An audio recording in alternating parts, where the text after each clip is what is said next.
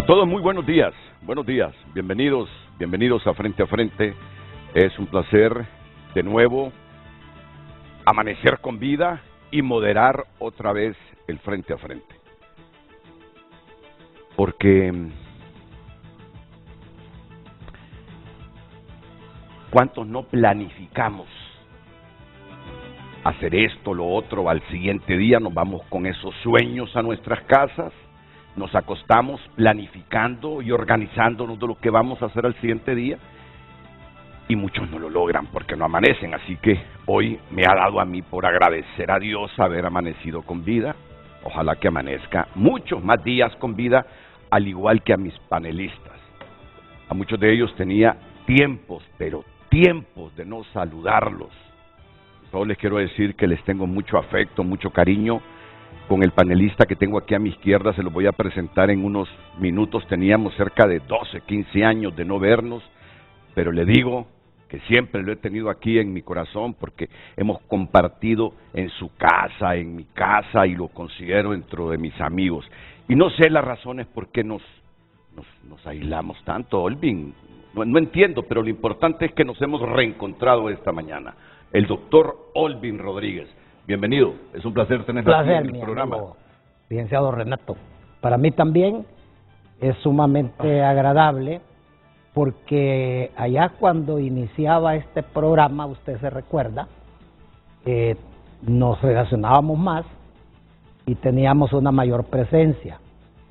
Y ha sido bueno de repente dejar pasar este tiempo porque después de tantos años volvemos a ponernos al frente de las cámaras y ya con una visión diferente de aquella visión impetuosa de la juventud o aquella visión arrogante de repente que le dan a uno los aparentes éxitos de la vida, y esta visión de repente sosegada, madura, reflexiva, racional, con la satisfacción de que me toca compartir con dos ilustres amigos, y creo que vamos a hacer un programa para la audiencia, un programa con esas características de un programa pensando en el bien común, en el interés general,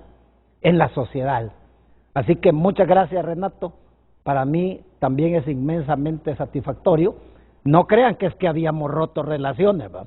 Simplemente nos habíamos alejado, y espero que este reencuentro sirva para abrazarnos y continuar en aquella relación tan estrecha que tuvimos familiarmente incluso hace algunos años. Mi familia lo quiere mucho, sobre todo doña Imelda, que está viendo este programa.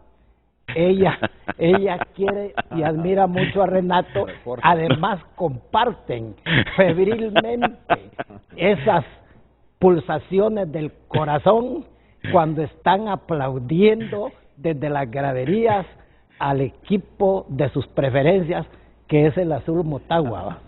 Yo les quiero contar que doña Imelda, la esposa del doctor Olvin Rodríguez, bueno, hombre, ¿cuál es eso de doctor y Renato si toda la vida nos tratamos, Olvin? Sí, Renato, sí, por favor, sí. dejémonos de formalidades, ¿verdad? Doña Imelda es una profesional universitaria.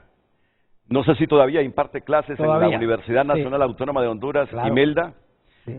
Pues tuvimos la oportunidad una vez de estar Olvin, Imelda y yo en la gradería sur, sombra del Estadio Nacional, viendo un partido de Motagua, y creo que estaba Héctor Espinal también. Sí. Estaba Héctor Espinal. Bueno, yo he tenido muy buenas relaciones con Olvin, con Imelda, sí. Estaba en sus casas, pues. Y nos hemos tomado unos traguitos. Olvin ya no toma, ¿verdad? ¿O de vez en cuando? Con Moncho, a veces. Sí tomamos algunos vinitos. Pero vinitos. Prudente, ¿va? Bueno, estábamos en la gradería sur, viendo un partido, si mal no recuerdo, Olimpia Motagua. Recuerden que yo comencé trabajando en deportes en Radio América. Fui al Mundial de México 86 como comentarista, les he dicho. Ya para el Mundial, con el Escopeta Vallejo, ya para el Mundial de 1982, ya trabajaba en Radio América. Pero ya en ese tiempo, cuando estábamos en la gradería sur, ya había terminado mi periplo por la comunicación deportiva, ya estaba en prensa general. Pues bien, aquí estaba Olvin a mi izquierda, aquí estaba Héctor Espinal, estaba yo aquí, y doña Imelda estaba en la gradería de abajo, correcto, estábamos juntos. Yo jamás había visto a una furibunda Motagua. Jamás había visto una furibunda Motagua en esa gradería cuando el árbitro se equivocaba. Es que Imelda vive. Ya no va al estadio, me imagino, sí, ¿verdad? Va de vez en cuando.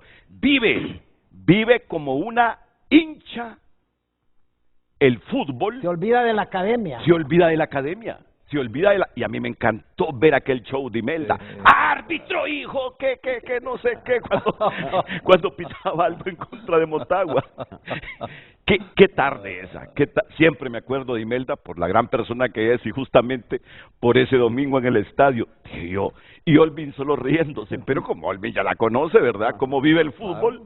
Y entonces todo el mundo pues disfrutando esas reacciones de la licenciada Imelda. Yo me siento impactado al escuchar a Olvin, se lo digo, me siento impactado. Es que las canas, los años, cómo aportan sabiduría y sosiego en la vida. Lo felicito, Olvin, lo felicito. Usted y yo tenemos que hablar muy seriamente. ¿Por qué en estos últimos 15 años, después de tener una relación muy cercana, afectiva, nos separamos? Yo sí necesito saber, y eso lo vamos a arreglar nosotros dos. Es correcto. Y sin vinos. Ahora sin vinos. No, posterior lo vamos a celebrar, claro, pero con vinos. Claro. Muy bien.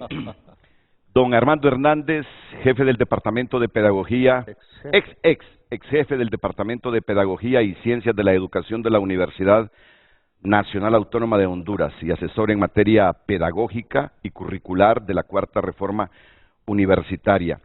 Se estaba acordando, don Armando, cuando lo invitaba a los desayunos del 63 en el edificio que está al lado del Centro de Noticias Televicentro, en el Coliseo Nacional de Ingenieros. Ahí quedaba el canal 63 que irrumpió en los 90 y con buen suceso. Después fracasó por otras razones. Y se estaba acordando de él cuando llegaba a los desayunos del 63, que los hacíamos en las casas de los invitados. No solo tenían que aceptar la invitación, sino que hacer desayuno para el moderador y para todos los cámaras y todo el equipo que llegaba, le salía caro a los invitados. Pero me agrada tenerlo aquí en el programa, don Armando. Muchas gracias, Olvin. Renato. Para mí es un placer estar aquí con mis ex compañeros, Olvin Rodríguez y el doctor Ramón Romero, con quienes compartimos en las aulas universitarias hasta cuestiones de tipo gremial, ¿verdad? Sí. Estuvimos con la PECUEC, impulsábamos algunos movimientos en defensa de los docentes. Y también yo como pedagogo he estado resintiendo de la universidad que el pensamiento pedagógico no se ha valorado en la institución. Mire, Renato, yo me especialicé por vocación en el área curricular, en el diseño de planes y programas de estudio.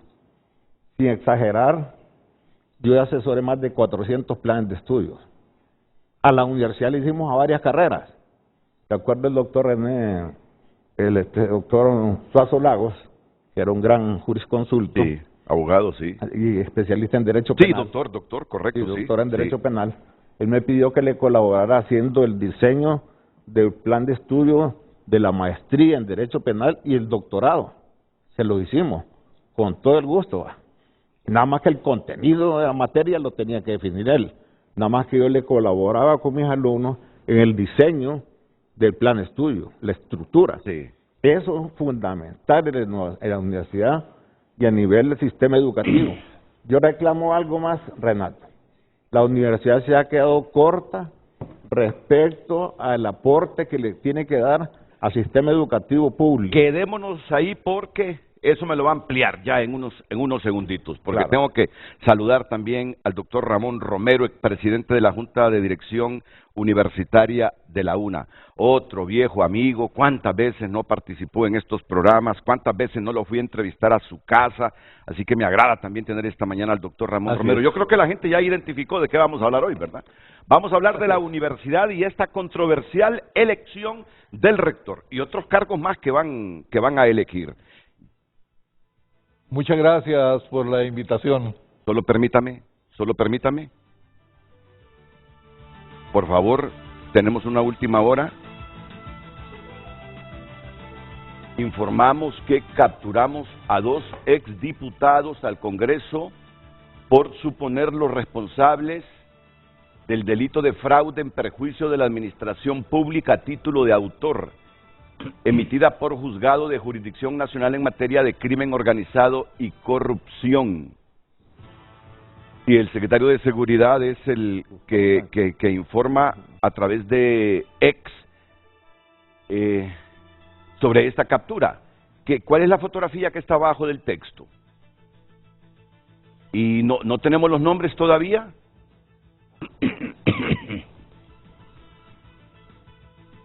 ¿Ya tenemos confirmado ese nombre? Yo tengo los nombres aquí, pero no los ha confirmado la producción en este momento. Por eso no me voy a atrever a revelar absolutamente nada hasta que ya tengamos los nombres de estos exdiputados que han sido capturados. Leo de nuevo el texto en ex del ministro de Seguridad. Informamos, espero que llegara frente a frente el ministro de Seguridad para lanzar esta noticia. Informamos que capturamos a 2 exdiputados al Congreso de Honduras por suponerlos responsables del delito de fraude en perjuicio de la administración pública a título de autor, emitida por Juzgado de Jurisdicción Nacional en materia de crimen organizado y corrupción. Bueno, lo dejamos ahí y saludo al doctor Ramón Romero. Me disculpa, doctor, pero es que la producción me dijo, tenemos aún una última hora, hay que darle en este momento, me dice. Justamente eso es la dinámica del periodismo. Sí. Muchísimas gracias por esta invitación y agradezco también el interés suyo en tratar un tema tan estratégico en la vida del país como el tema de la universidad. Claro.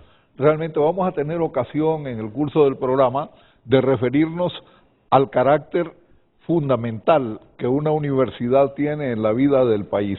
Muchas gracias, doctor Ramón Romero. Lucecita Madrid con el título del programa de esta mañana. Adelante, Luz. Muy buenos días, licenciado Renato. En pantalla el tema del día. ¿Por qué se volvió controversial la elección del rector de la principal universidad pública del país? Comparta su opinión a través de nuestro WhatsApp 9773-6065 y recuerde, a través de cada red social nos encuentra como Frente a Frente HN. Y esa solo es una arista. La pregunta que acaba de formular Luz Madrid solo es una arista de la temática. Si escucharon ustedes lo que en la introducción dijeron nuestros invitados. Miren, solo quiero presentarles esto. Esta estrategia de comunicación, pues, he estado reflexionando si es buena, si no es buena. Es que los norteamericanos, o los estadounidenses, mejor dicho, norteamericanos son canadienses también y mexicanos, cuando restringen las visas en estos países, nunca dan a conocer los nombres. Entonces los medios jamás damos a conocer los nombres. Pero hoy veo a El Heraldo y la prensa con esta nueva estrategia. Dan la información. Yo cuando miré las fotografías me pregunté esta mañana, ¿y es que dieron a conocer los nombres los norteamericanos, los estadounidenses, el Departamento de Estado? Y empecé a contrastar que nosotros no dimos nombres ayer en la noche. ¿Por qué no dan a conocer los nombres? Pero empiezo a leer y miren ustedes el titular. ¿Serán estos los desvisados? Dice. Se pregunta, ¿verdad, El Heraldo? ¿Serán estos los desvisados? Y aparecen ahí Luis Redondo, Carlos Zelaya, Luz Angélica Smith, Hugo Noé Pino, Russell Tomé, Silvia Ayala, Fabricio Josué Sandoval, Edgardo Casaña, Juan Barahona, Shirley Arriaga, Manuel Zelaya Rosales. Me he estado preguntando por qué meten a Mel en esta lista de si si estará desvisado Mel, a no ser que los norteamericanos, en función del texto del Heraldo y la prensa, crean que él fue el que mandó a llamar a los colectivos el día de esa sesión en el Congreso donde se produjo la reyerta. Ricardo Salgado, que es ministro de Estrategia, no sé por qué está aquí. Gustavo Sánchez, el ministro de Seguridad, tampoco sé por qué está aquí. José Carlos Cardona, ministro de Sedesol. Pero lo que me llamó la atención es la estrategia del medio, ¿verdad? Estados Unidos sanciona por imposición irregular del fiscal. ¿Serán estos los desvisados? Y luego veo que aparece esto. Miren, otros diputados dicen, Sergio Castellanos, Mauricio Rivera, y siempre aparece Mel Zelaya, Gilberto Ríos. Y miren ustedes, en la parte inferior de esas fotografías, en la parte inferior derecha, dice fuente Departamento de Estado de Estados Unidos.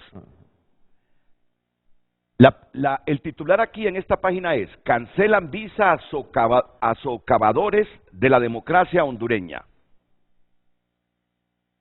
Y vuelve a preguntarse el Heraldo, ¿serán algunos de estos los desvisados?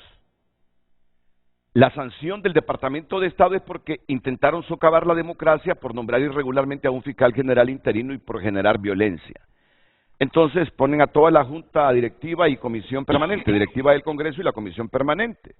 Pero acá, fíjense bien en la parte inferior derecha, dice fuente Departamento de Estado. ¿Qué están diciendo aquí? Se preguntan, ¿serán estos los desvisados? Pero luego ponen fuente Departamento de Estado y estoy yo en ese dilema. Aunque ya tenés los nombres, solo permitidme un segundo, porque también quiero aquí con la prensa. Vamos con la prensa. Ya tenemos los nombres de los diputados que han sido capturados. La exdiputada Sara Medina y el exdiputado suplente Carlos Guevara. Exdiputado suplente Carlos Guevara de Copán y la exdiputada del Paraíso Sara Medina.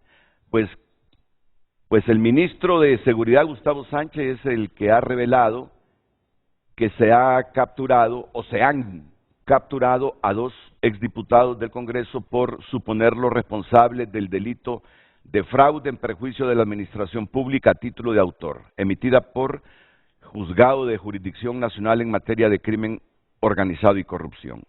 La exdiputada Sara Medina y el exdiputado Carlos Guevara. La primera propietaria, el segundo suplente. Seguramente vamos a tener más detalles en los próximos minutos. Entonces quería mostrarles esta portada de Diario La Prensa, de San Pedro Sula. Sí, la estoy activando en este momento. La estoy activando en este momento. Mire cómo ha cambiado las cosas la tecnología de ahora. Que desde aquí uno puede manipular y que aparezca en pantalla lo que uno quiere y desde aquí. Qué cosa, ¿verdad? Nos ha tocado vivir un momento lindo de la humanidad. Así es. Pues Estados Unidos quita visas por nombrar fiscales sin 86 votos, dice la prensa. No hay nombres de desvisados, pero ellos nombraron al fiscal general.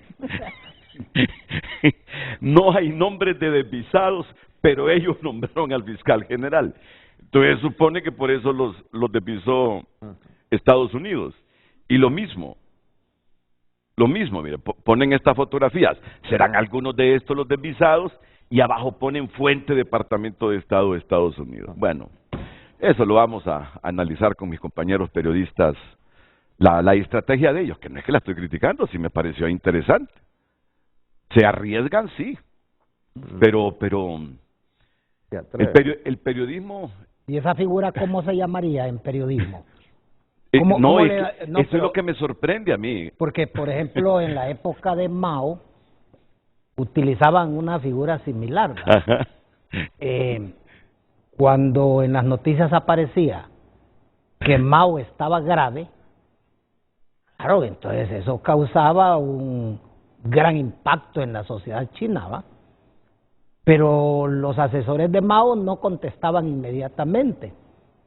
A los 3 días sacaban una fotografía del gran timonel, como le decían a Mao, atravesando el Yangtze-Kiang a nado, nadando en el Yangtze. Entonces, claro, el pueblo se olvidaba de la enfermedad de Mao y creía en la fotografía que aparecía. En la buena salud. Siempre me inquietó saber cómo se llama en comunicación ese tipo de figuras.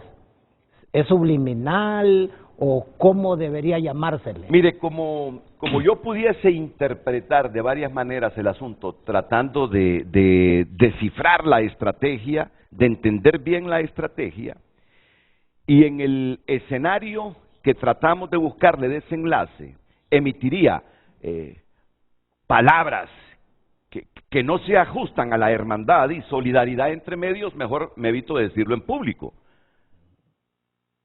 Claro. Sí, yo le digo algo, yo pensé esta mañana, qué buena estrategia de esta gente, digo yo, pero me puse a pensar, y si ellos ponen y hacen que la gente asocie que están desvisados, y resulta que algunos de ellos no están desvisados, porque yo digo, ¿por qué le quitarían la visa a Manuel Zelaya?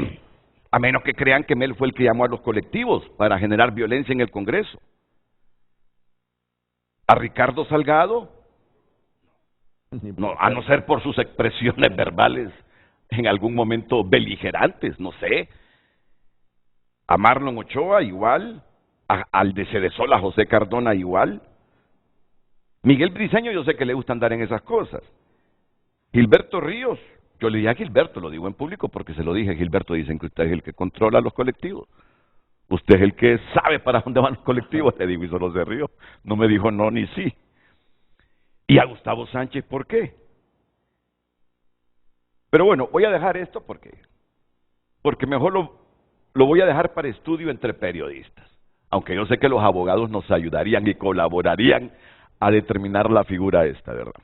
Bueno, dejamos el tema porque ustedes no vinieron para ese asunto de los desvisados. Vamos a ir a la primera pausa y luego le entramos de lleno a la elección del nuevo rector de la Universidad Nacional Autónoma de Honduras, que según las fuentes hoy se va a conocer. Hoy se va a conocer. ¿Será el doctor Noé? ¿Será Odir Fernández? Pero en todo caso, quien sea, ¿cuáles son los retos que tienen las autoridades que pronto van a asumir en la universidad? Ese es el puntito, ¿verdad, doctor? Tantos desafíos tiene la educación superior y nuestra universidad pública, que uno se pregunta aquí, ¿cuáles son esos desafíos, esos retos que tienen? Y desde la perspectiva de ellos, porque ellos son académicos, aman a la universidad. Olvin es Olvin Rodríguez por la Universidad Nacional Autónoma de Honduras. Fue la universidad que lo educó en las ciencias jurídicas y lo envió a Europa a especializarse en lo que hoy es, en derecho laboral. Así que si hay hombre que está agradecido con nuestra universidad pública es Olvin Rodríguez. Es lo que es, claro, por el esfuerzo personal, ¿verdad? Incluyendo a la familia. Incluyendo a la familia. Porque incluyendo a la familia. Nuestros núcleos familiares se forjaron al calor de ese alero protector que nos brindó la Universidad Nacional Autónoma de Honduras. Si es que mire, mi papá no pasó por la universidad, no hizo ni el ciclo común, pero tenía una visión de que la educación es la única manera de vencer la pobreza. Que mi padre desde los 5 años me puso un maestro de inglés, que lo haya aprendido o no es otra cosa, pero me lo puso. Que él mismo se fuera encargando de enseñarme a leer, que él mismo me presionara, si aquí no venís con un 95% en matemáticas, ya sabes lo que te va a pasar. ¿Y qué me pasaba? Cuando no llegaba con un 95% en matemáticas, hincado y a fajazos. No, tunda. La tunda que le llamamos. Es decir, tenía una visión de que solo con educación se vence la pobreza, que aún él, sin haber sacado la educación media, mucho menos educación superior, nos inculcó estudio, estudio, estudio. Es la única manera de salir de la pobreza. Yo creo que a ustedes les pasó escenarios similares también. Así que sobre eso vamos a hablar esta mañana aquí, en Frente a Frente, con Armando Hernández, Olvin Rodríguez y Ramón Romero.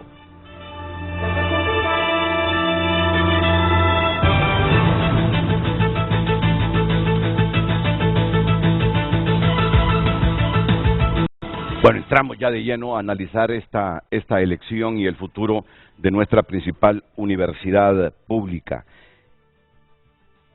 A las 6 de la tarde de ayer, dice la prensa, la Junta de Dirección Universitaria no había anunciado quién será el nuevo rector, pero en los pasillos universitarios se hablaba de Odir Fernández y se manejaba que se reelegiría a Eduardo Gross como decano de Ingeniería, Marta Julia Fajardo en Ciencias Sociales, Miguel Antonio Flores se repetiría en Odontología, Ana Arévalo en Química y Farmacia, al científico Marco Tulio Medina como consolación le darán la Vicerrectoría de Relaciones Internacionales.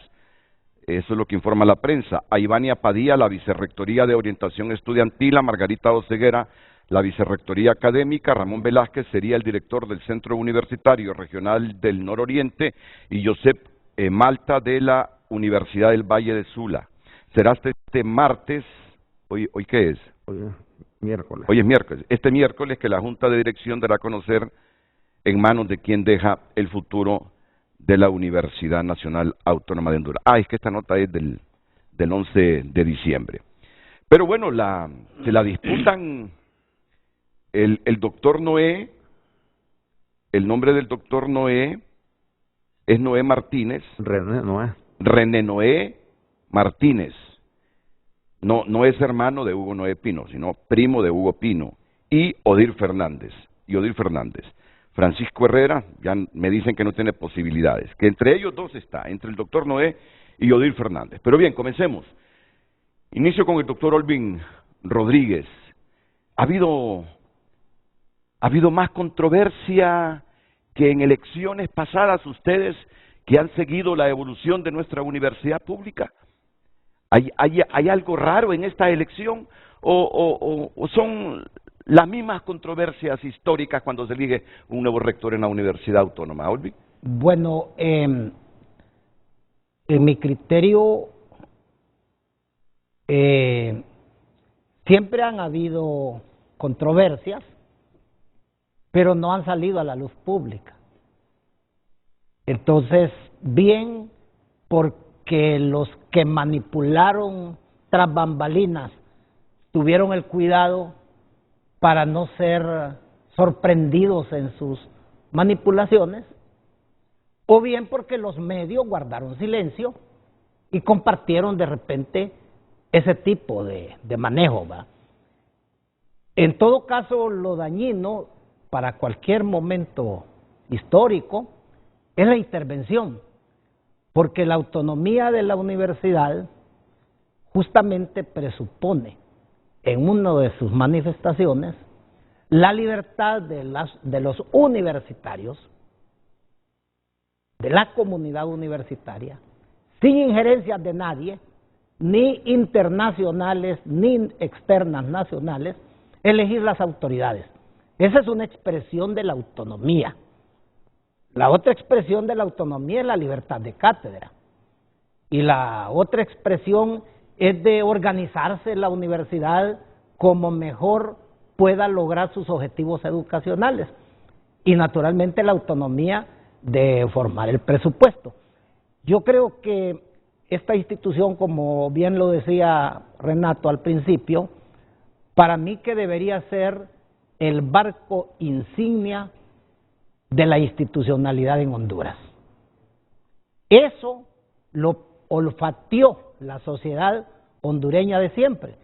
Desde que el padre José Trinidad Reyes fundó la universidad, ya estaba ese olfato de que esta era una institución de una relevancia increíble. Y tan lo ha percibido la sociedad así, que ha recogido algunos valores, los ha institucionalizado, les ha dado relevancia constitucional y para poner a la universidad casi como la novia de Honduras en materia institucional, ¿va? Entonces le ha dado el Estado a la Universidad Nacional Autónoma de Honduras, imagínense el papel de organizar, dirigir, desarrollar todo el nivel de educación superior, toda la educación profesional universitaria. Ese es un papel de una relevancia extraordinaria, pero también le dio el papel de desarrollar la investigación científica, tecnológica y humanística. Y le dio la tarea de que en todo ese desarrollo también no se olvide de la cultura. O sea, que atienda la ciencia, pero que no se olvide del arte, de la cultura. Y otro mandato que es trascendente, que la universidad no es una isla y que todo lo que haga lo vincule con las necesidades de la sociedad, o sea, la vinculación con la sociedad. Y entonces, ¿para qué? Para que la universidad dé sus aportes científicos, artísticos, tecnológicos para la sociedad hondureña. Entonces, lo relevante a 20 años del Reforma es, hemos logrado esos mandatos constitucionales. Yo creo que con seriedad deberíamos hacer, la sociedad hondureña debería hacer una veeduría en la universidad, hacerle una evaluación a la universidad. Acuérdese que no solamente le dio las atribuciones, que nadie se las puede discutir, no, también le dijo, te voy a dar el pisto para que lo hagas, y le puso un presupuesto, un 6% del presupuesto nacional. O sea, ¿qué excusa tiene la universidad para no cumplir con el mandato de la Constitución? Pero ha sido tanto el interés de la sociedad que las reformas que se dieron han siempre sido progresivas, es decir, para mejorar. Incluso en una junta militar de gobierno se emitieron acciones para que la universidad mejorara, para acompañar a la universidad. Y también en el Congreso Nacional que presidió don Porfirio Lobo Sosa, se le dio otro espaldarazo a la universidad, al aprobarle una nueva ley orgánica que había sido discutida muy profusamente, consensuada. Yo me recuerdo que en mi casa platicamos con el presidente Lobo Sosa, mi buen amigo el doctor Ernesto Paz Aguilar y otros amigos. No éramos muchos, éramos unas 4 personas, y dialogamos en aquel momento cómo deberíamos acompañar desde el Congreso aquel entusiasmo que había en la comunidad universitaria. Y el Congreso Nacional fue receptivo, aprobó una nueva ley que el 17 de diciembre del 2004, a las 4 de la mañana, terminamos de discutirla en el Congreso Nacional, y en aquel momento fue una cosa preciosa. Los 128 diputados sin distinción de colores nos abrazamos, nos paramos a cantar el himno nacional, porque estábamos seguros que habíamos recogido el sentir y pensar de las diferentes manifestaciones de la comunidad universitaria, sin saber que tan magno esfuerzo se iba a malograr. Porque yo creo que el esfuerzo que hicimos los legisladores ha sido malogrado desde la autoridad universitaria, porque no ha cumplido también los mandatos que le hace la ley orgánica de la universidad.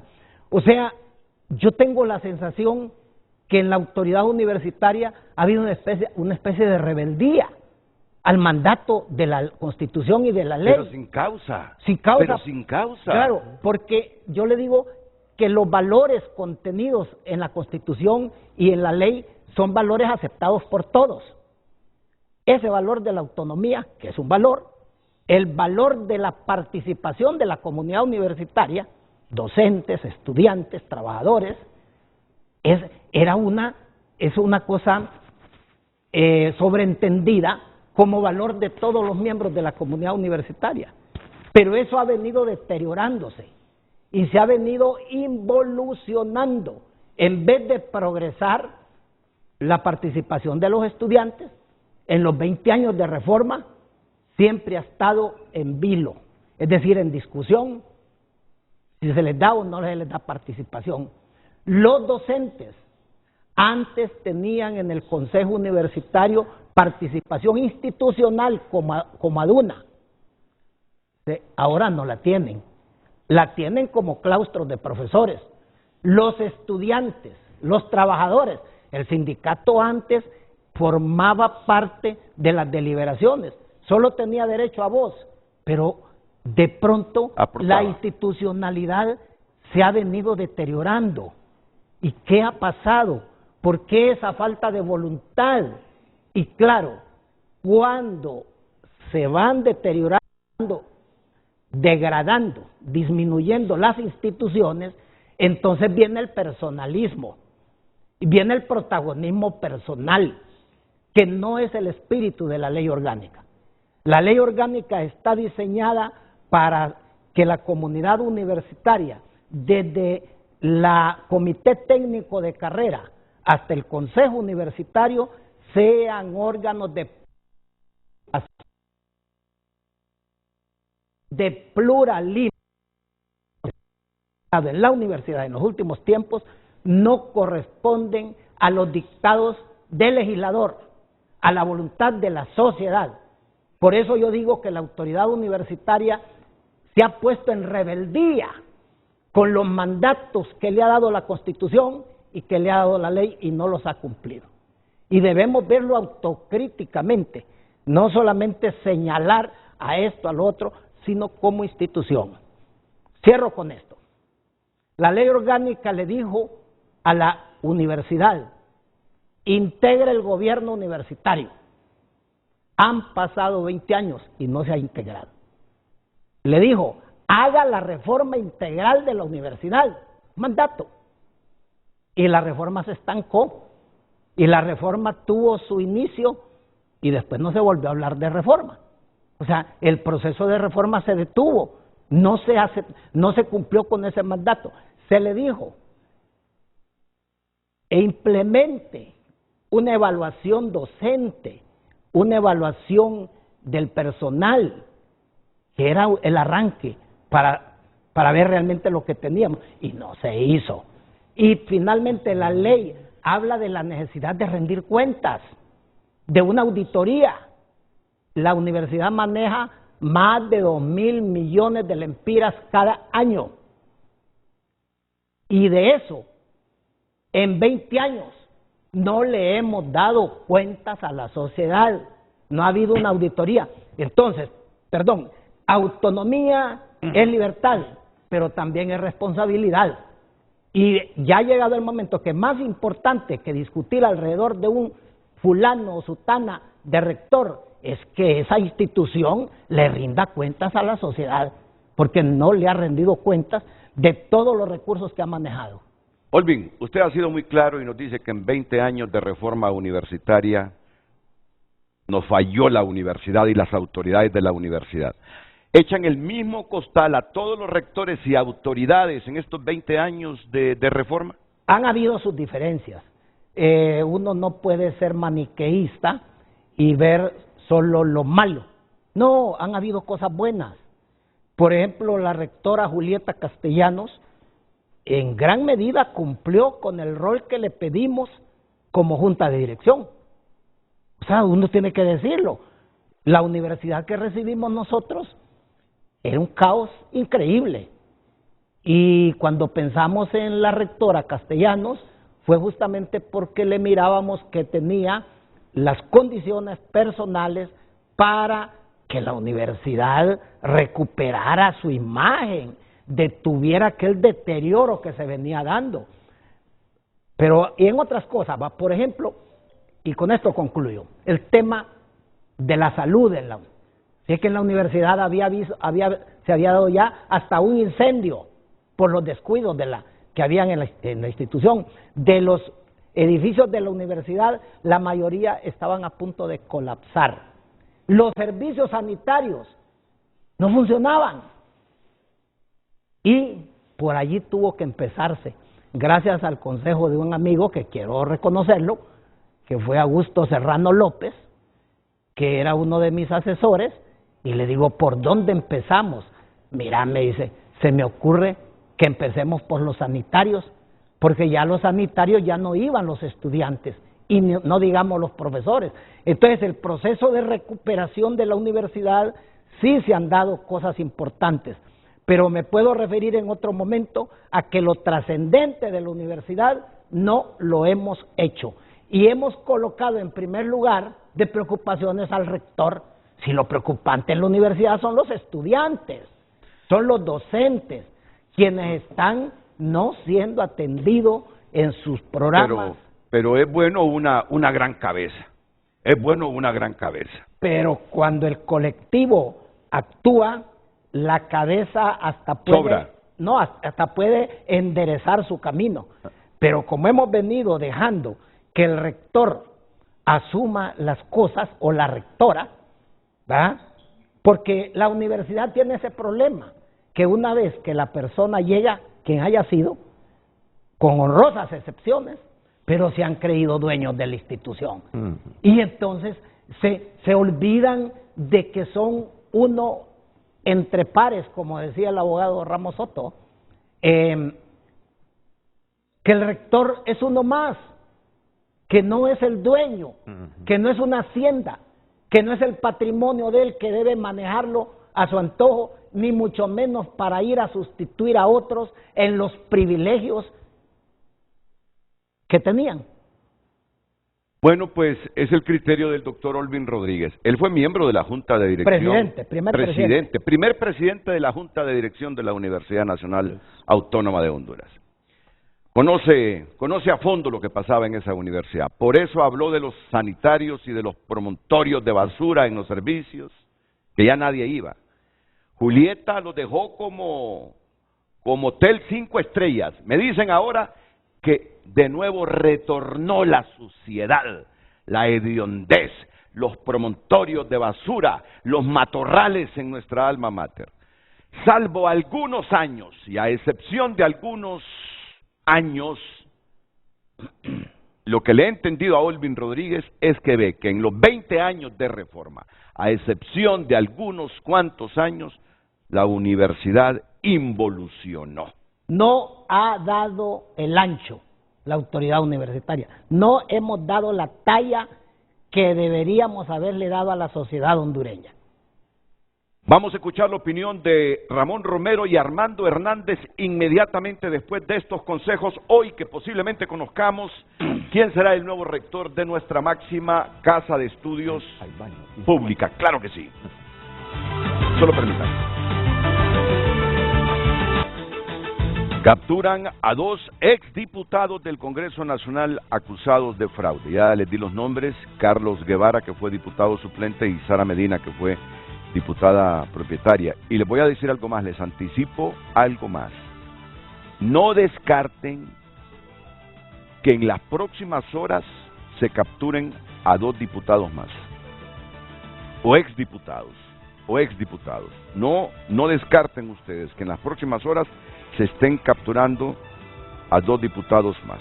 Así que, atento, puede entrar a tu nota para leer el contenido de esta noticia. La Junta de Dirección Universitaria acepta reuniones en Casa de Gobierno, pero no para negociar nuevo rector de la Universidad Nacional Autónoma de Honduras. Les voy a preguntar esto también ustedes cuando fueron miembros de la Junta de Dirección. Olvin fue presidente. Después de Olvin, Ramón Romero quedó como presidente de la Junta de Dirección y ambos están hoy aquí. ¿Iban a reuniones a Casa de Gobierno ustedes? Nunca. ¡Hoy, hombre! Sí. Lo que viene es para reflexionar, atentos a frente. Y los invito primero para que entren a tu nota a leer el contenido de estas noticias, y luego ya escucharon el grito de Olvin Rodríguez. Nunca aceptamos como Junta de Dirección ir a negociar nada, peor academia, peor investigación científica o extensión universitaria, Casa de Gobierno. Atentos. Así es. Doctor Ramón Romero, usted sucedió en la presidencia de la Junta de Dirección a Olvin. Así es, tuve el honor de integrar la Junta con Olvin, fui miembro, luego fui secretario de la Junta y luego lo sustituí en la presidencia. Y puedo señalar, en primer lugar, que la elección de un rector en la universidad, cuando se ha hecho en condiciones democráticas, ha sido controversial. y esa controversia ha tenido factores democráticos adecuados. Yo recuerdo la primera elección democrática que vi fue cuando el claustro pleno eligió al rector Jorge Arturo Reina, que fue bastante controversial. Luego, cuando se eligió al doctor Juan Almendares Bonilla, de igual manera, controversial en el sentido de que hubo mucha discusión y se discutió con razones. Luego, cuando la Junta de Dirección de la universidad asumió y le correspondió la función de elegir rector, pues también dentro de la Junta, la primera Junta, discutimos muy ampliamente estos temas y jamás, como Olvin Rodríguez afirmó, nosotros fuimos influidos por ningún factor o por ningún sector. Aquí voy a permitirme contar una anécdota. En una ocasión, ya cuando Olvin no era el presidente de la Junta, a mí me visitó una alta funcionaria del gobierno en la presidencia de Juan Orlando Hernández para pedirme en nombre del presidente Hernández que apoyara como candidata a una vicerrectoría de la universidad a una profesional universitaria.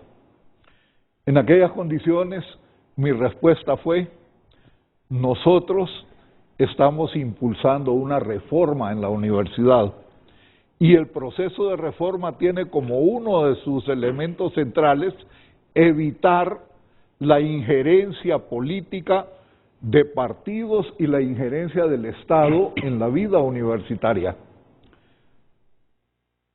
Esta persona inmediatamente entendió y me dice: Ramón, tienen razón, esa es la vía. Yo voy a señalarle al presidente de la República que la universidad va a elegir con los criterios que correspondan de acuerdo con la ley. Luego, señalo eso como un antecedente de que hay una responsabilidad legal y al mismo tiempo una responsabilidad moral para hacer respetar las potestades de los órganos de gobierno. Quisiera señalar que las controversias en la elección del rector de la universidad tienen que ver con la inmensa importancia que la universidad tiene en la vida del país. Es una institución que cada vez se vuelve más estratégica en la medida en que el conocimiento se convierte en un factor cada vez más incisivo en la transformación de la sociedad. La universidad, en tanto que productora de conocimientos, en tanto que difusora de conocimientos, en tanto que generadora de soluciones desde la academia a los problemas del país, es una institución clave y elegir su rector es de importancia fundamental. Ahora bien, se pueden señalar al menos 3 factores que pueden incidir en la elección de un rector.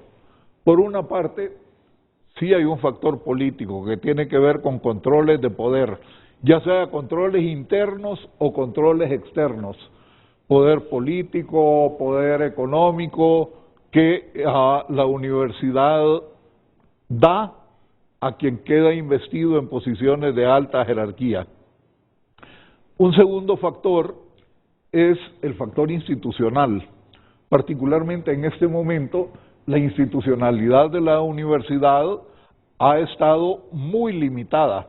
El hecho es que el rector, los vicerrectores, la inmensa mayoría de directores de centros regionales y decanos están en condición de interinato. Y en este momento la universidad tiene la oportunidad de superar los interinatos, crear cargos permanentes y de esa forma lograr que la universidad se institucionalice más. Pero hay un tercer factor que en mi criterio es el factor más importante y debe ser el factor que más necesita ponderarse, y es el factor académico.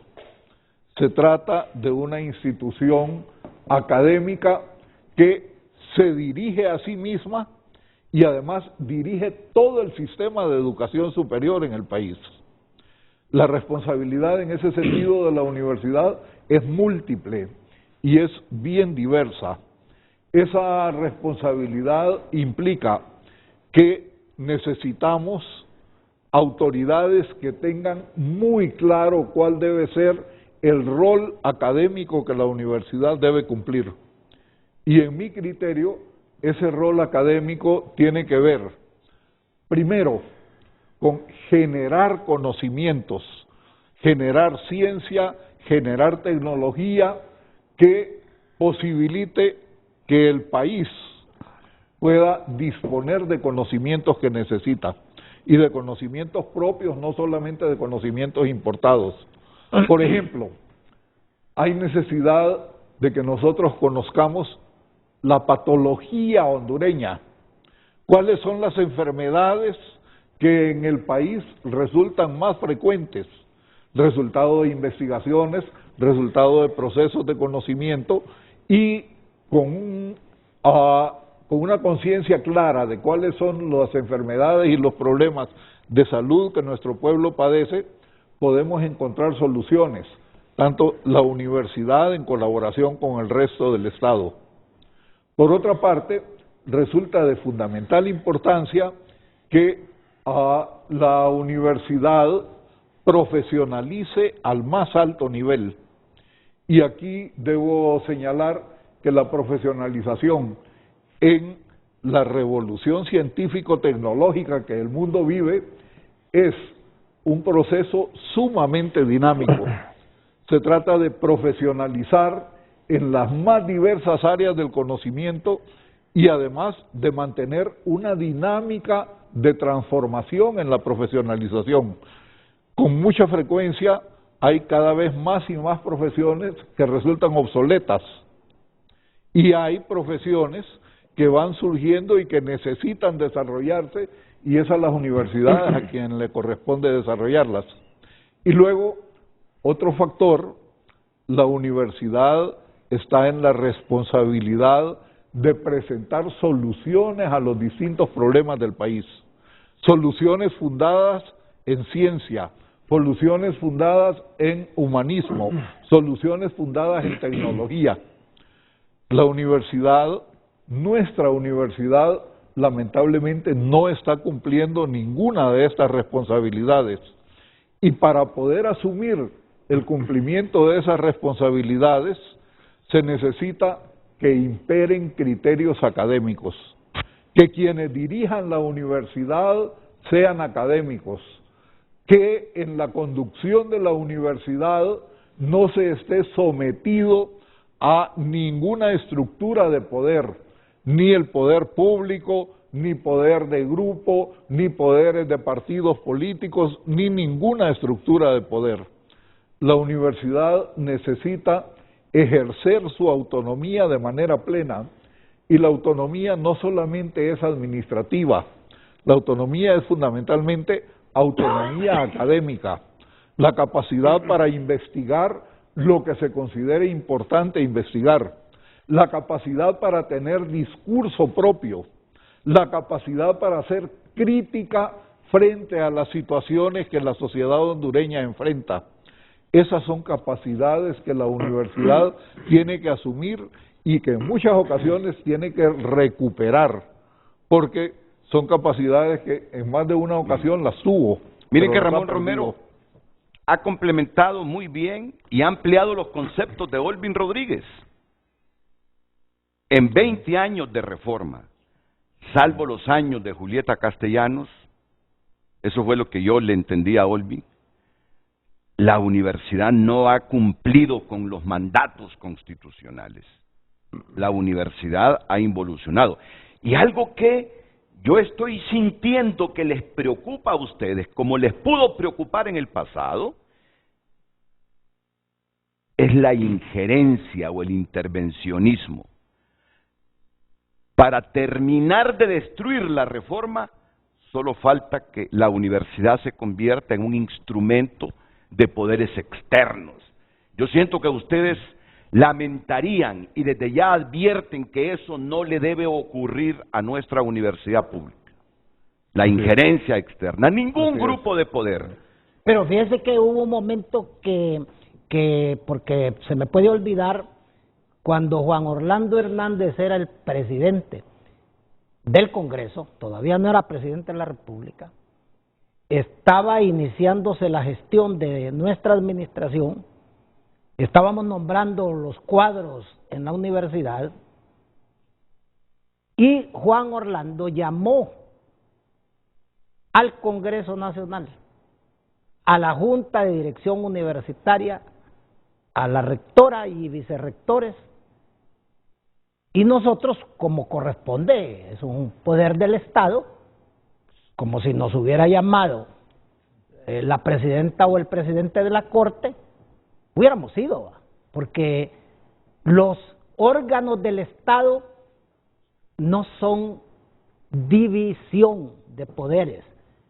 Nunca Montesquieu utilizó la palabra división de poderes, separación de poderes.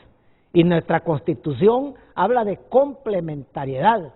Entonces, la universidad no es una isla, pero hay límites aceptables de colaboración, de control, que ya la ley los impone. Entonces, lo que quiero señalarles es que don Juan Orlando nos reclamó como presidente del Congreso, en la sala de retratos del Congreso, por los nombramientos que estábamos haciendo, y utilizó esta frase: están llenando de cuatreros a la universidad. Pero ¿qué pasó en esa reunión? Aunque se trataba en el Congreso, quienes asistimos respondimos ante el presidente del Congreso pidiéndole que fuera respetuoso de la autonomía de la universidad. Pero el quien más defendió la posición de la autonomía, imagínense que alguien del mismo partido de Juan Orlando. Me recuerdo cómo el abogado Jorge Amar Casco Zelaya, que era el secretario de la Junta de Dirección, le dio una arremetida de tal manera en defensa de la autonomía de la universidad, un ex rector, que Juan Orlando terminó diciendo: señores, tengo otro compromiso, me voy a retirar de la reunión. Hagan lo que quieran. No, les dejo a Rigoberto Chan Castillo como secretario para que los atienda. Yo no estoy inventándome, aquí está uno de los miembros de la Junta. Entonces, fuimos, porque sí hay que ir. Pero usted, cuando va a una reunión con el presidente, la presidenta de la República, de la Corte o lo que sea, usted va en un sentido de colaboración, porque la Constitución allí dice que es deber de la universidad participar en la solución de los problemas nacionales. La universidad no es una isla, más bien debe, y en nuestra época, aquella universidad se involucró extraordinariamente en la solución de los problemas nacionales. Okay. Solo permítame, el doctor Armando Hernández, ir a una pausa. Luego venimos a escuchar su opinión y quiero admitir, Lucecita, que está mal planteada. Está mal planteada la pregunta. Lo reconozco en público. Es que el espíritu de controversia no es el que pensamos nosotros. Miren cómo está formulada la pregunta. ¿Por qué se volvió controversial la elección del rector de la principal universidad pública del país? No, si es que es bueno que haya controversia. Y viendo que es controversia, es una discusión de opiniones contrapuestas entre dos o más personas. Y en una universidad debe imperar eso. Debe imperar eso. No, ¿cuál fue el espíritu? Y la palabra que yo quise utilizar controversial y no es correcto. Yo diría, ¿por qué? Vamos a ver, ayúdenme ustedes. ¿Por qué se volvió controversial? No, es que está bien que haya controversia. ¿Cuál es la palabra que quise decir? Quizá porque se ha vuelto más público, más evidente, digamos, en este momento el tema de la elección del... Yo he visto un manoseo en este proceso. He visto un manoseo externo en este proceso. Eso es lo que quise decir. He visto un manoseo externo. Está bien que ustedes lo aclaren. No pueden ser una isla que no van a hablar con funcionarios públicos o que no van a ir a reuniones con funcionarios públicos, pero no a recibir instrucciones, sino a discutir colaboración de la universidad hacia su pueblo y de los gobiernos hacia la universidad. Colaboración, no instrucciones, no determinaciones para que las cumpla la universidad. ¿Por qué se volvió dudosa? ¿Por qué se volvió dudosa? Está bien la palabra. ¿Por qué se volvió dudosa la elección del rector de la principal universidad pública del país? Una figura que fue una experiencia vivida, ¿va? Cuando pasa el FIFI había hecho muchos destrozos en la costa norte. Fuimos con el rector, Jorge Arturo Reina, yo era el presidente de la FEU, a una reunión con el general Melgar, que era el jefe de Estado, ¿va? Óigame, qué bonito lo que pasó allí, ¿va? Y la parte introductoria, el general Melgar estaba preocupado por lo que había acontecido en la costa norte, ¿va? Y especialmente en la universidad. Entonces el general Melgar le preguntó a Jorge Arturo, al licenciado Jorge Arturo Reina, óigame, le dice, y los ríos y el huracán hizo desastres en la universidad. Fíjese que no, le dice Jorge Arturo, fíjese que el río no sé qué, que queda cerca del CUR, a pocas cuadras del CUR agarró otro sendero, le dice, agarró otro camino. Que mire, general, le dice, hasta las aguas tienen un inmenso respeto por la autonomía universitaria. O sea, qué bonito contarlo, ¿eh? Hasta las aguas, le dice, han tenido un profundo respeto por la autonomía universitaria. Esto viene al caso, la autonomía es tan sagrada que hasta la naturaleza nos ha respetado la autonomía de la universidad. Bueno, miren, se nota, ¿verdad?, que Olvin ya Díaz no venía del programa. ¿Se nota? ¿Se nota? No, pero esta vez sí. Después de la pausa es usted. Y si Olvin me pide la palabra, le diré, Olvin, por favor, permítanos unos segunditos. Pero muy bien, interesante. Interesante. La defensa de la autonomía. Interesante. Y decirlo, no se debe manosear la universidad. No deben haber injerencias en la universidad. No deben haber intervencionismos en la universidad, a no ser para colaborar con la Universidad Nacional Autónoma. La universidad no debe ser instrumento político de los partidos. ¿Está bien, Olvin? ¿Está bien, doctor Romero? Así es. La universidad no debe ser instrumento político de los partidos ni de fuerzas externas, a eso me refiero. De ninguna fuerza externa. De ninguna. A no sea para colaborar con los grandes retos de la Universidad Nacional Autónoma de Honduras y todas las universidades públicas. Voy a la pausa y enseguida el doctor Armando Hernández. Gracias a todas las personas que han compartido su opinión en base al tema de hoy miércoles.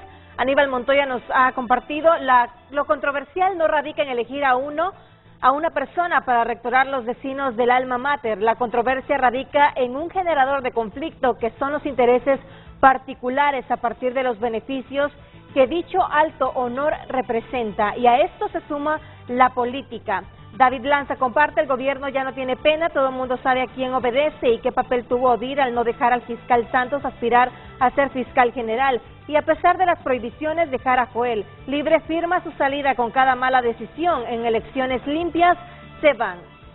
Buenos días, comparte Marco Matamoros, la U también es un ente político y se juegan muchos intereses partidistas, es cuna de futuros líderes nacionales y la academia para la elección del rector es secundaria y así ha sido toda la vida. Marco Matamoros. La U también es un ente político y se juegan muchos intereses partidistas, es cuna de futuros líderes nacionales y la academia para la elección del rector es secundaria y así ha sido toda la vida, comparte el televidente. Ya en unos minutos me está pidiendo un espacio el doctor Mauricio Mendoza, pero escuchamos la opinión de don Armando Hernández, ex jefe del Departamento de Pedagogía y Ciencias de la Educación de la Universidad Autónoma de Honduras. Bueno, muchas gracias, Renato. Es un placer compartir aquí el panel con mis amigos de siempre, con el doctor Olvi y el doctor Romero. Nosotros también, yo particularmente me involucré en la cuarta reforma universitaria, que es como producto de la nueva ley orgánica que aprobó el Congreso en el 2005. Entonces conformó una junta de transición que iba a dar paso para establecimiento de nuevas autoridades.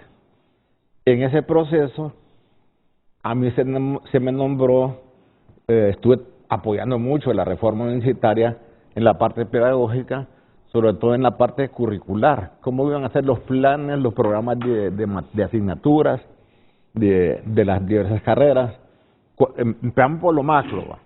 Yo elaboré las políticas educativas que iban a regir esta reforma universitaria. Ahí estuvimos con algunas autoridades. Me acuerdo que estaba la doctora Rutilia Calderón, que ya falleció, estaba formando parte de esa comisión de la cuarta reforma, así se llamaba, porque la universidad tuvo 3 reformas anteriores en su historia. La primera es cuando la fundaba el padre Trino, la segunda es cuando la reforma de Marco Aurelio Soto y Ramón Rosa, en el siglo XIX. La tercera reforma es cuando se crea la autonomía en 1957, y la cuarta es con la ley orgánica, esta que tenemos ahora. Bueno, yo ocupé el cargo de director de desarrollo estudiantil, que ahora es una vicerrectoría. Afortunadamente tuvimos un buen desempeño, le levantamos el perfil, esa dirección de desarrollo estudiantil andaba por los suelos. Tenía un presupuesto de 1 millón de lempiras sin ejecutar como 3 meses, 4 del año. Entonces yo ágilmente traje un administrador para poner uno que trabaja en otra área de salud y lo coloqué ahí para administrador. Total que ejecutamos alrededor de 1 millón de lempiras para medicamentos de los jóvenes. Hay un área de salud muy importante. ¿Qué es lo que miro yo así en macro? Bueno, yo perdí el cargo de vicerrector porque me atreví a tomar una decisión de la cual nunca me voy a arrepentir. Le cerré la sede a la FEU en el 2006. En 2000, era tocarle las barbas al tigre. Le cerró las oficinas de la FEU. ¿Pero por qué lo hizo? Porque era un corrupto que tenía como 30 años de estar ahí y nunca daba cuentas. Vivían del presupuesto de la universidad. De cada matriculado, muchacho matriculado les daba un porcentaje. Aquella oficina que estaba frente a la librería. Exactamente. Eso por orden legal de la universidad lo cerramos. Y eso fue el acabose para que yo no fuera el vicerrector. Okay. ¿Cómo mira ahora esa universidad? Lo que nos iba a decir hace algunos minutos. ¿Qué es lo que está viendo? Estoy viendo que hay un desorden administrativo y legal. ¿Por qué legal? Porque no se han seguido los procedimientos que la ley orgánica, que aquí ando, establece para efectos de nombrar autoridades. Ejemplo, mire, una de las funciones de la Junta de Dirección Universitaria, una de las principales funciones, dice, previa verificación realizada por el Consejo General de Carrera Docente. O sea, la Junta de Dirección Universitaria no puede tomar decisiones si no le da la asesoría el Consejo General de Carrera Docente. En cuanto a los requisitos de los candidatos a nombrar como rector, vicerrector, decano, directores de centros universitarios, directores de centros regionales, etcétera. Eso, para mí, que no se ha respetado. Esos principios legales que tiene la ley orgánica. Me pregunto, la pregunta que me hago, la interrogante, ¿cómo fueron electos estos miembros de la Junta de Dirección Universitaria? ¿Fue un concurso público? ¿Fue un concurso interno, como pueden ser 2 concursos, interno o público? Entonces, yo desconozco cómo fueron nombrados. Si fueron nombrados por intención de una autoridad para que los apoyara, podría ser, pero no es algo transparente, Renato. Todo proceso de nombramiento de autoridad debe ser transparente. Bueno, voy a remitirme a otras cuestiones de tipo de responsabilidades, como hemos estado enfatizando con nuestros compañeros, que le competen a la universidad. Mire, la universidad dirige el Consejo de Educación Superior, donde están todas las universidades, las públicas y las privadas. Sí. no ha habido mucho impacto en eso, no se ha visto como algo notable.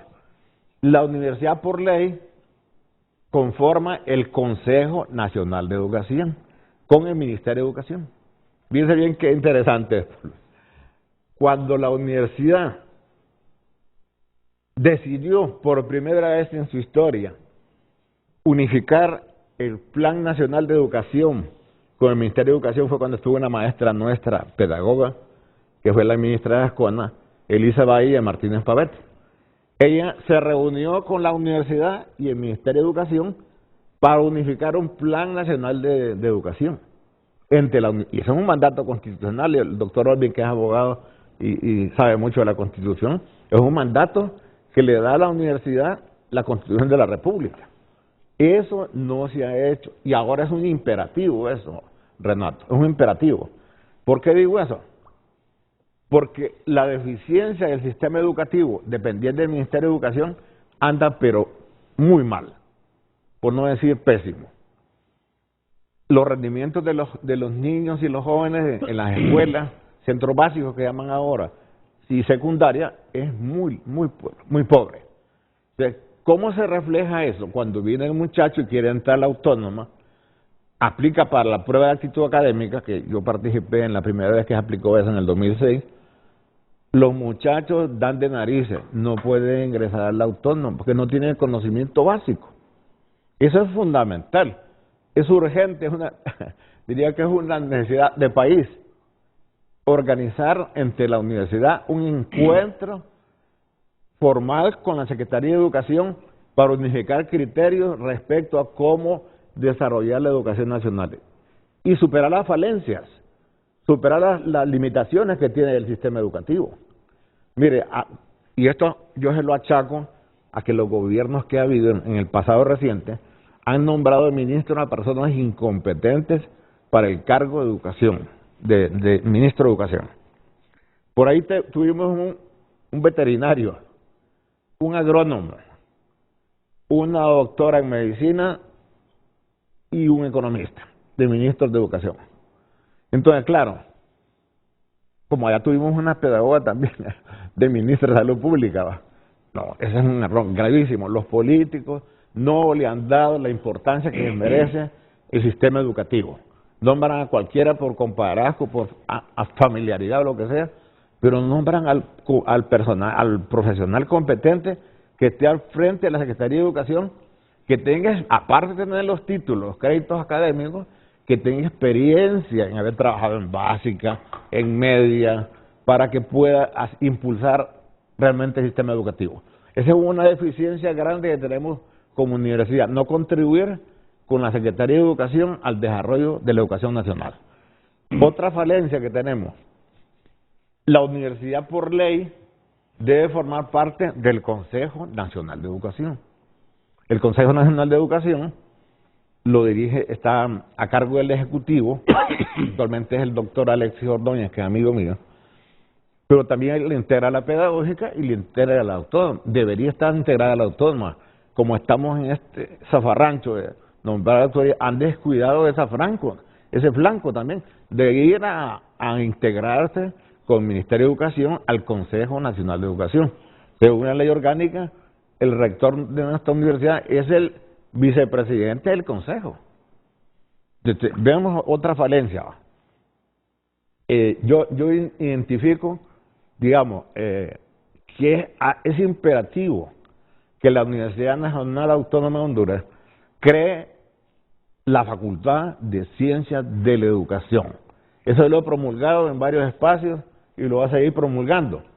Miren, todas las universidades, las 5 grandes de Centroamérica, la San Carlos de Guatemala, la de San Salvador en El Salvador, la de Managua en Nicaragua, la UCR en Costa Rica, todas las principales universidades públicas como la nuestra tienen Facultad de Ciencias de la Educación.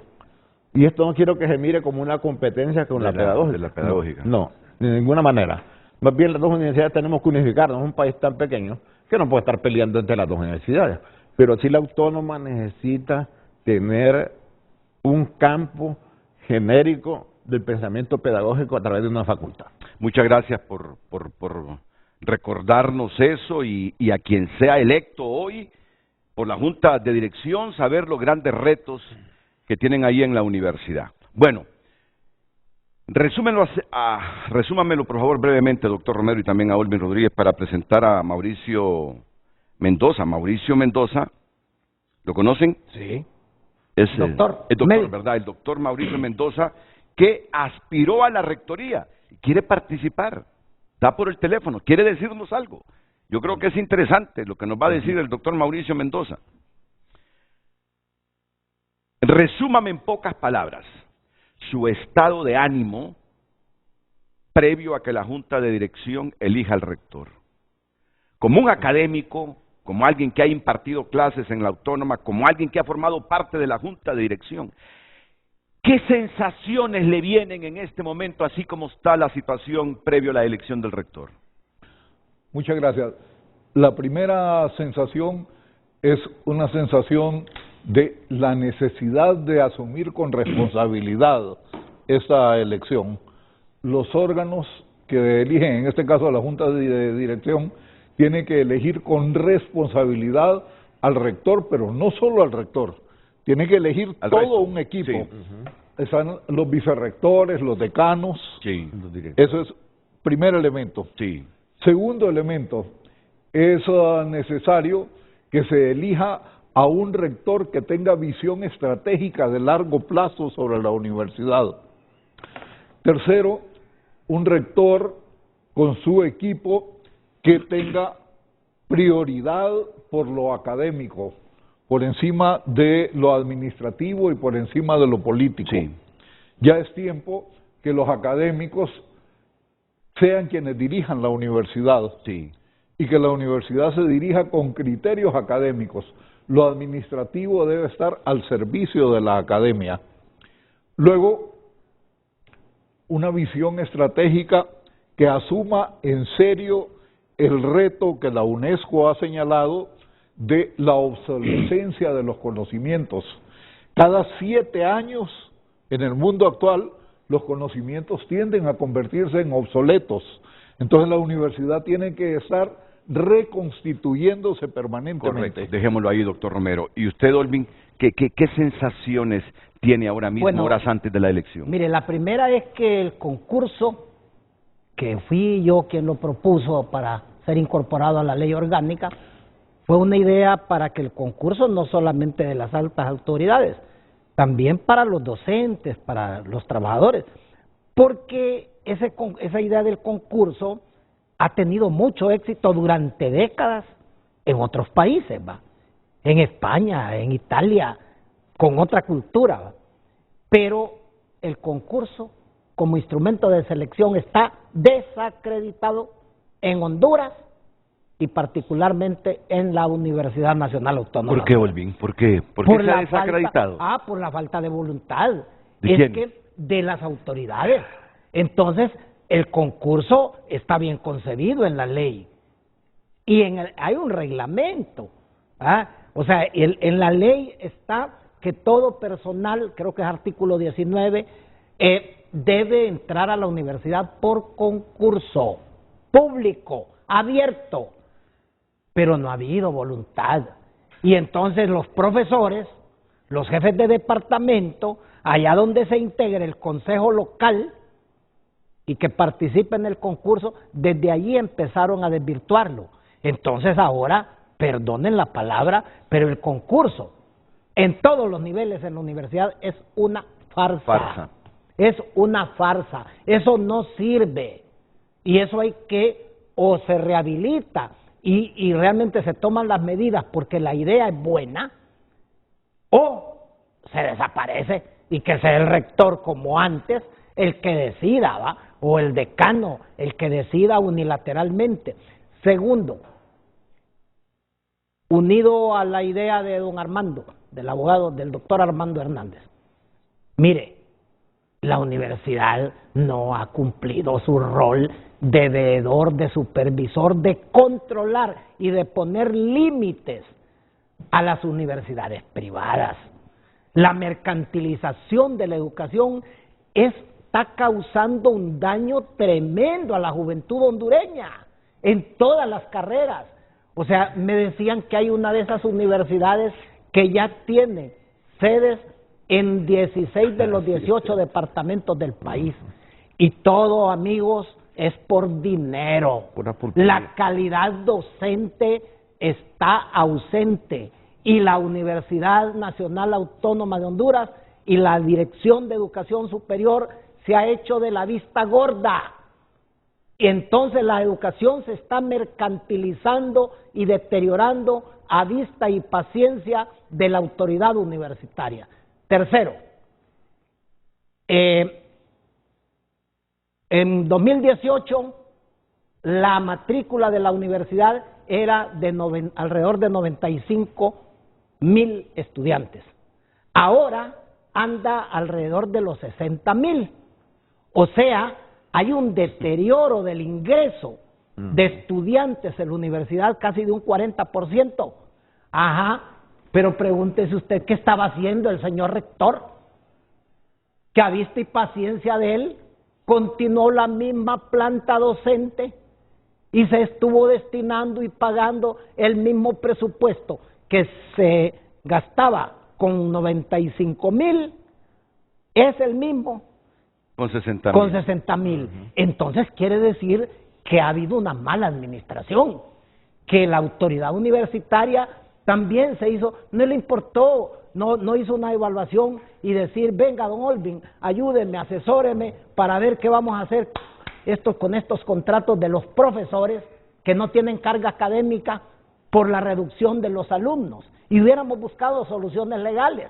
O sea, pero estar en el mismo presupuesto, los mismos gastos, con 95,000 estudiantes y 60,000, esto le refleja a ustedes realmente que algo está funcionando mal en la universidad. Y cuarto y último, algunas personas critican el tema de la prueba de la prueba de aptitud académica. Pueden tener razón en muchas cosas, pero fíjese que nadie se pone a pensar de que a la universidad le está llegando un producto de la secundaria y de la primaria de muy baja calidad. Deficiente. Y ya sea en la autónoma como en cualquier otra universidad, esos señores que vienen de la escuela pública van a fracasar, porque la escuela pública en Honduras está también deteriorada. O sea, no hay una revisión sustancial de la calidad. Bueno, imagínense quiénes fueron mis profesores. Yo estudié en una escuela primaria con piso de tierra, bancas de pino, paredes de bareque. Mis profesores, a excepción de uno, de los 6 que tuve en la primaria, eran empíricos.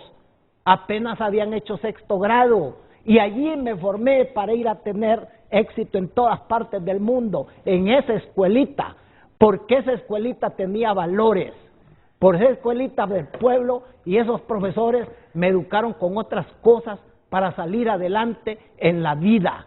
Entonces, ¿qué le está pasando a la escuela primaria? ¿Qué le está pasando a la escuela secundaria que le está mandando tan mal producto a las universidades? Y finalmente, entonces, con todo esto, finalmente, el rector que necesitamos, o la rectora que necesitamos, el perfil que necesitamos, junta de dirección, que yo respeto mucho, tomen la decisión buscando el perfil de la persona que va a atacar esos problemas de la universidad. Y con eso la respuesta, el programa habrá cumplido una gran misión, este programa, de haber ayudado a orientar, busquen al más idóneo para enfrentar los desafíos de la universidad. Ok, solo permítame un segundito, porque tengo una última hora en este instante. Hay más capturas por el caso de Sara Medina. Hay más capturas. No son capturas de pantalla. Sí, no son capturas de pantalla. Hay más capturas. Hay más capturas.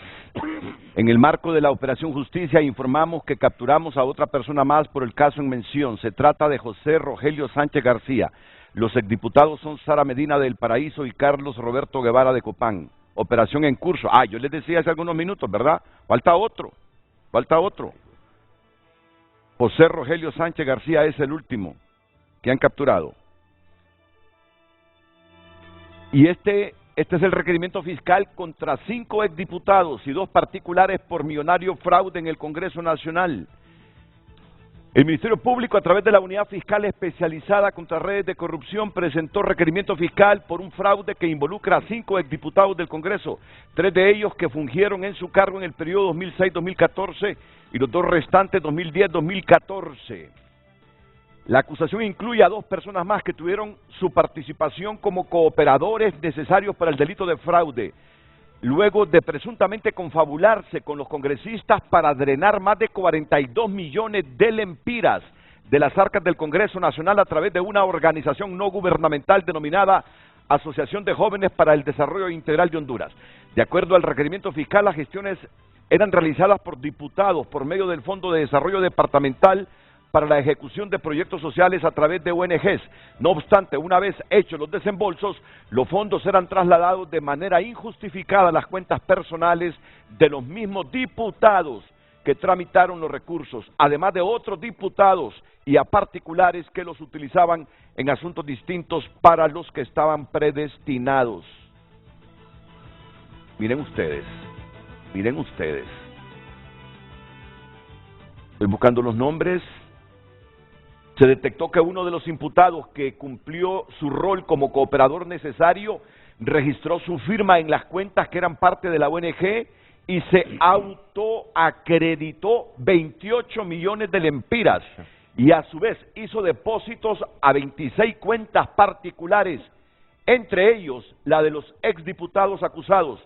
Mientras tanto, el dinero restante fue trasladado a terceros sin ninguna justificación. Ahora presentada la acusación, el Ministerio Público espera que se ejecuten las órdenes de captura correspondientes en contra de los 7 imputados señalados en esta línea de investigación.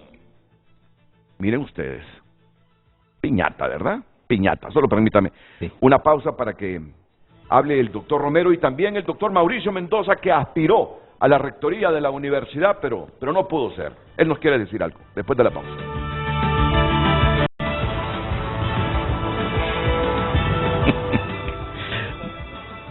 Sí. El doctor Mauricio Mendoza está en comunicación con Frente a Frente. Él aspiró a la rectoría de la Universidad Nacional Autónoma y quiere reflexionar hoy que ha estado escuchando aquí a Olvin Rodríguez, Armando Hernández y Ramón Romero. Doctor Mauricio, adelante, buenos días. Muy buenos días. ¿Lo escuchamos, doctor? ¿Lo escuchamos? Buenos días. Sí. Muchas gracias, licenciado Renato, por permitirme participar, ¿verdad? Y un saludo a los distinguidos panelistas, don Armando Hernández, doctor Ramón Romero y el querido amigo doctor Olvin Rodríguez. La verdad es que la universidad es la institución en la cual nosotros deberíamos de poner los ojos, porque es una de las cosas más importantes en cualquier país, que es la educación. Los países que tienen la mejor educación son los países que se desarrollan. La universidad debe de ser, en Honduras como en el resto del mundo, la institución que den el ejemplo de legalidad y de mantener la institucionalidad, para que estos profesionales que salgan de la universidad, cuando se metan a políticos, vayan también a defender la legalidad y la institucionalidad del país, que está tan deteriorada. Una de las cuestiones fundamentales, y coincidimos con ellos, por ejemplo, la universidad es una institución autónoma por un decreto número 170 del 15 de octubre de 1957 con la Junta Militar de Gobierno de ese entonces.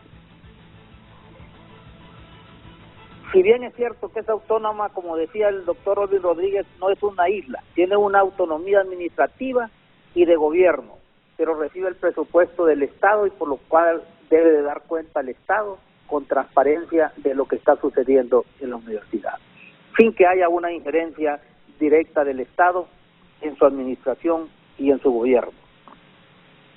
El compañero Olvin Rodríguez fue miembro y fue el presidente de la Junta de Dirección Universitaria, como él lo dijo, en una comisión de transición del 2005 al 2008, donde se hizo la cuarta reforma universitaria. Hubieron dos cosas importantes en ese momento. Una, que se le quitó la paridad estudiantil a los estudiantes y se hizo el actual Consejo Universitario, que prácticamente es un gobierno tripartito. Ahí, además, también, si no mal recuerdo, se quitó el Centro Universitario de Estudios Generales, en donde se le daban clases básicas a los estudiantes para que se formaran bien, porque venían de repente con una formación no muy adecuada de la secundaria, que ahora es peor, tal como lo decía el doctor Olvin Rodríguez. ¿Qué es lo que ha pasado después de esa cuarta reforma, en donde se nombró a doña Julieta Castellanos, que dicen que no tenía los requisitos, que que el doctor Olvin Rodríguez, el que puede decir los demás miembros de la Junta de Dirección Universitaria, que no cumplía con el requisito de la maestría que se pedía en esto? Es lo que dicen en los partidos, a mí no me consta. Pero ¿qué es lo que ha pasado ahorita en la universidad? Y ahí es donde tenemos el problema. Desde el 2017 tenemos nosotros autoridades que son interinas y no cumplieron con lo que decía el doctor Olvin Rodríguez. Ellos tenían que haber llamado a concursos y no lo hicieron, incluso para que se integrara el Consejo Universitario, que está integrado por 18 miembros estudiantiles, 18 docentes y 18 autoridades. Entonces nunca se llevó a cabo esta elección de los estudiantes y el rector escogía de dedo a los representantes estudiantiles. Hasta el año pasado se llevó a cabo esa elección. ¿Y qué sucedió? Que cuando se abre el concurso para los nuevos miembros de la Junta de Dirección Universitaria, hicieron una convocatoria para 7 miembros.